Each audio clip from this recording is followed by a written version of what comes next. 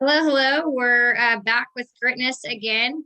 We're going to be talking today about some of the recent NWSL concerns regarding player protection and safety. And I think what's really important is to keep the conversation going. I think that's how we can create change and continue advocating for ourselves, for each other, and for the future of the sport for females. Today, we get to sit with one of my favorite soccer people ever, Natalie Jacobs, who played at Notre Dame and USC and was a former teammate of mine at the LA Galaxy OC. National champions. Woot woot. Was on the Washington Spirit youth national team and is currently with, I'll let you say it, Nat. Real Betis. International right now. And Natalie is not only a phenomenal soccer player, but a terrific human being and an amazing role model. So I'm so thrilled to have you with us. Thanks. That's so nice. Yeah, one of the things when I created this whole kind of business was trying to find people that I wanted my kids to want to be like, since I'm not one of those people for them, apparently. I was about to say, you are one of those people. You don't need anyone else. I'm not that person yet. I'm still like their mom, we're not at that point yet. My kid still walks about 20 to 25 feet in front of me on school days. Oh my gosh. So, and my little one's here and wants to be involved, and she's going to do what she wants to do. So we're going to work around her a little bit. First of all, I want to preface this by saying thank you for being a continued part of GRITNESS. And I don't want you to feel obligated to, okay, look at the kitty, maybe then she'll. Oh my gosh. Yeah, we love to advocate here, so we advocate for animals. Oh my gosh. Yeah, this is Tippy. He has part of his ear missing, hence the name. Oh my gosh, he's so cute. He's so cute. She's gonna. Oh my goodness. Oh my God. You are going to discuss whatever you feel comfortable discussing. Don't feel obligated to discuss anything you don't want to. The purpose of today is not to, come down on the league, though we do want to say that we're not okaying, the lack of player protection and safety. But the real aim is to try and make change and to figure out how we can make it better and safer for you, for your teammates, and for the youth, so I only want you to share what you feel like is comfortable for you about your time with the league. Cool. That sounds great. So what can you share about how it was for you in the league? Yeah, I mean, there were so many good parts of it too, which is why I hope to go back soon. It's a great league. I mean, the competition, the players, the resources, I think it's growing too. So that's good. And especially with everything going on now, I think it's really gonna regroup and reboot again and hopefully for better. But yeah, so I had a good experience for the most part. My first year was good as a rookie. Soccer was good. I noticed a little bit of verbal abuse during practice towards other girls, but it's interesting when it's not happening to you as much. You're kind of like, oh well, no one else is saying anything, so maybe that's just how it is, because you're a rookie too, so you don't really know what it's like. Right. So the first year it was fine, and then the second year, which was this the year we're in right now, it was my second year. I started to notice more of that, and just it wasn't a good environment to be in, to grow as a player, person, all of that. And it started to add up. You start to, there's one little thing and then it's okay, it's fine. Yeah. And then over time it kind of wears at you, and your emotions are great one day, and then the next day you're opposite end of the spectrum based on how practice went and everything. So yeah, it kind of built on each other. And then I got to the point in the middle of the season where it just wasn't the right place for me. I didn't feel like it was a good environment. So I was asked to be released, and then was released and ended up here in Spain. So Well, I'm proud of you, Natalie. I know we didn't talk about that before, but I think it's easy to stay, and I think it's easy to ignore, and I think it's easy to sweep things under the rug. I think that creates a way bigger problem, not just for you, but for like all of female soccer, And so I think it's important that you set the stage for saying, hey, this is not comfortable for me. I know something's not right here, and I'm not going to participate in it. I think it gives and empowers younger players to go, okay, well, if Natalie Jacobs, who I think is an amazing player, can do that, so can I. So really that's what is going to lead us to talk about, how we empower and educate some of our youth players, because I watched the Today interview with some of the players that had the allegations in the league and Alex Morgan. And, a couple of things that Alex Morgan spoke about were surprising to me, and I'm sure surprising to much of the public, that, there is no place to report anonymously, that the league had no HR, that there was a lot of different things that weren't in place to protect players. There was no non-discrimination, compliance committee, nothing like that. And I think about it now and I think, well, there aren't those things for youth players either. So if we don't have this conversation and start making suggestions, then we're really just grooming youth players to accept and be okay with it. And then by the time that they are, your age, my age, we just grow to accept it and think it's part of the norm, and it's not. So I want to ask you what little things you think could be implemented today that could help a player understand what is appropriate versus inappropriate. Just create a conversation about these things.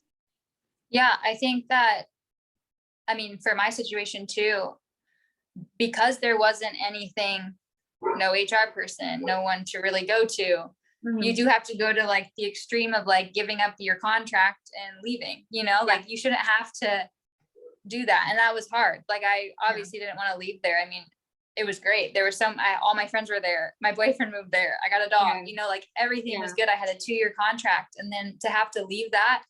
And I'm like, so happy for my experience here, but it's hard to just leave and then go across the world, So that was hard because there wasn't like anyone to go to, I think is what the problem was. Like, there's no, like you said, no HR person. So now they're trying to get that in there. Like right when I left, it was like right when I was released that I got an email about hiring an HR person.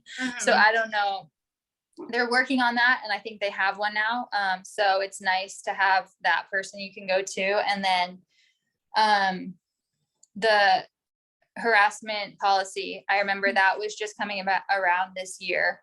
So that's being put in place, which I think is really important.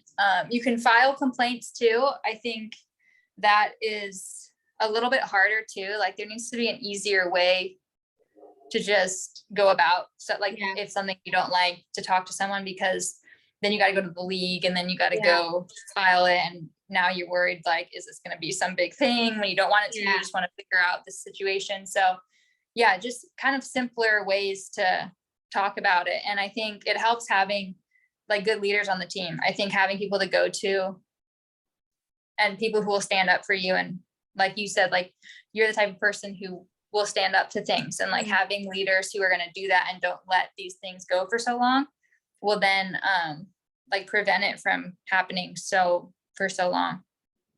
Yeah, I think in my own team, I create an atmosphere where I hope that players come to me if other players are saying or doing things that aren't appropriate, and in my last, I would say 10 years of coaching, I've only ever released one player, and that was as of recent. And I felt like I didn't want to, but I had to, because I cannot create an environment where there's toxicity, where players are feeling like it's okay to talk down to other players, or, create an environment that feels unsafe for other players, so it's a tough decision sometimes as a coach, but it's also teaching that the right thing has to prevail over keeping your best player, or, making that player happy all the time, even if things aren't right. We have to get to a place where we do have committees in place in every league and organization for players to turn to and go, hey, I'm not sure if what was said to me is appropriate or not, but I just want some place to go, does this sound right to you? Because we don't want to create a culture of fear. I don't want people to be fearful. I want them to be aware and educated and empowered enough to go, excuse me, this is what was told to me. I'm not sure if that sounds right to you, but it didn't sound right to me.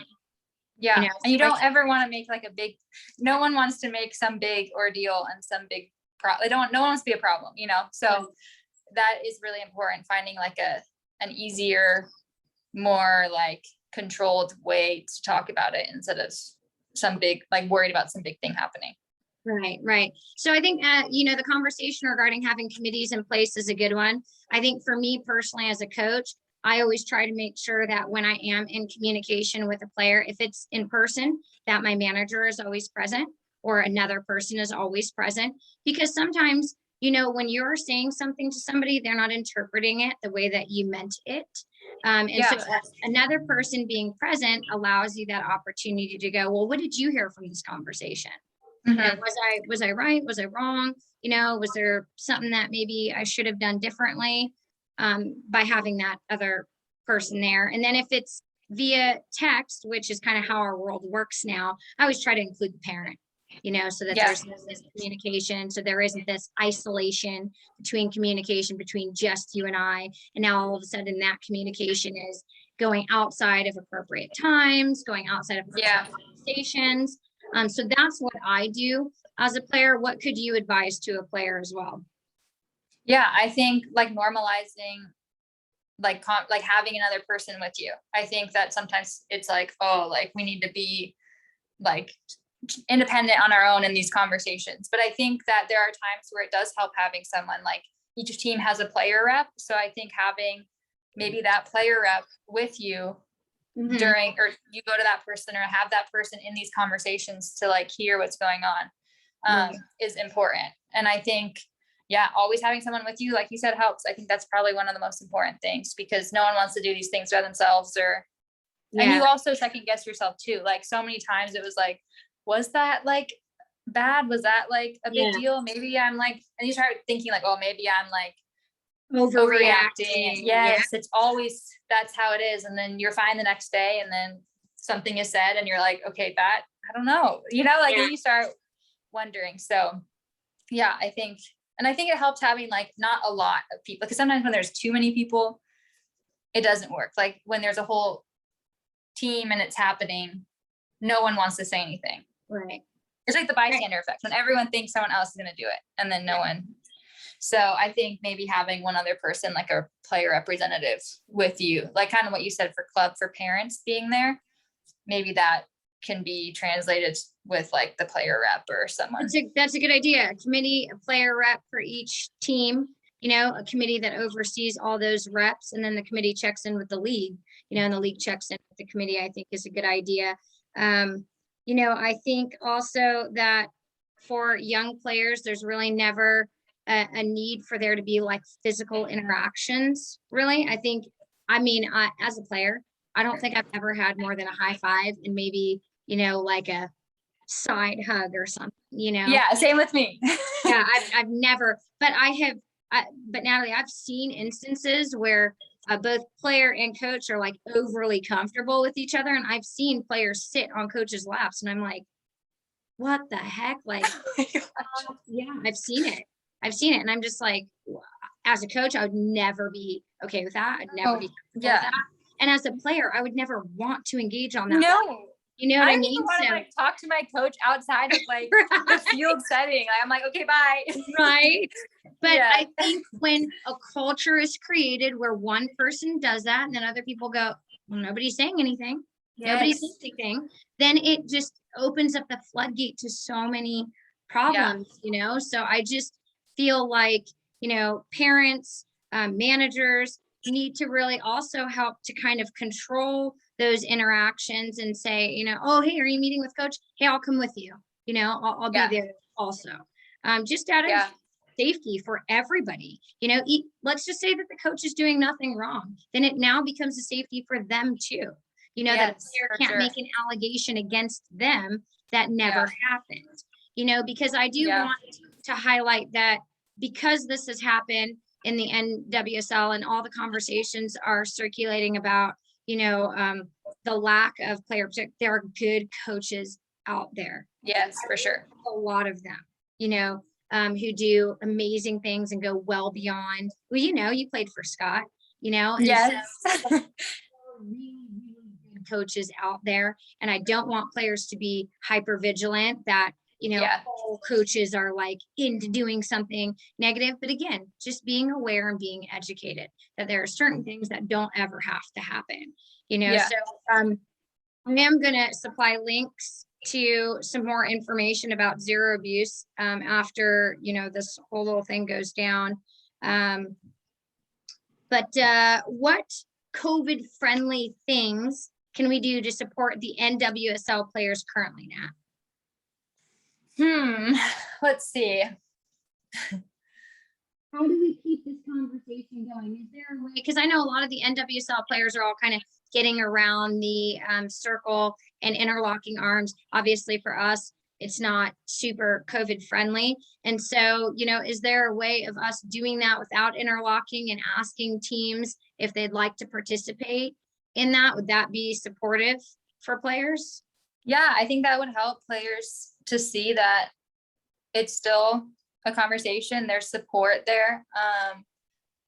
It's hard because I haven't been around the conversations in a little while because I've been over here, but yeah, I think showing that support in that way will let everyone know, who maybe people who've gone through things but haven't said anything will see that too and be like, oh, like now I have more support from people other than just the NWSL or other than just pro teams. So yeah, I think that would really help. Cool. I would love to be a part of that conversation with youth leagues. And I think one obvious thing is buying tickets to NWSL games and supporting players in that way. We definitely hope that you come back soon. Yes, I thank you a bunch for jumping on with us and giving us all these awesome, tidbits of knowledge.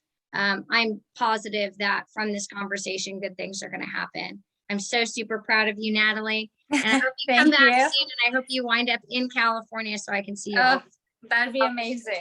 I hope to see you guys soon. All right, Nat, you take care. Thank you so much for joining us. Thank you. Bye. Bye.